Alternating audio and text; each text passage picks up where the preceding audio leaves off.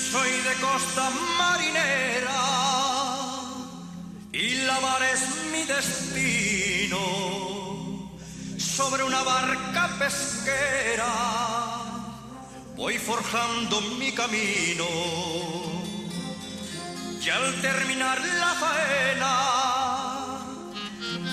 sobre los barcos pesqueros, contemplando las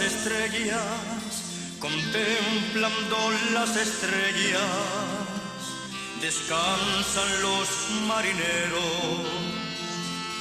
Al regresar a tierra los pescadores, saluden a les neñes con sed de amores, y con neñes y vino quiten la pena y olviden el cansancio de la faena. Pescadores asturianos, que al mar dedicáis la vida, cantando para vosotros nunca sentiré fatiga.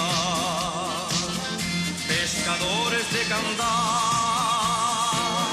cazones escudilleros, guías de Sisión Avilés y Tapia de Casariego.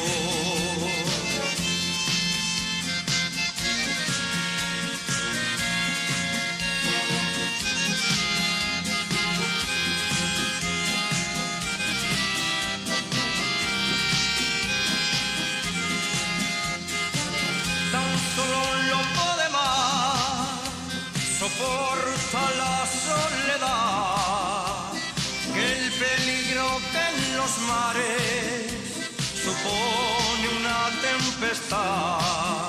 Pescadores de rostros curtidos por el sol y la brisa del mar, a la Virgen del Carmen le pido, a la Virgen del Carmen le pido, que Dios guarde en el cielo un lugar.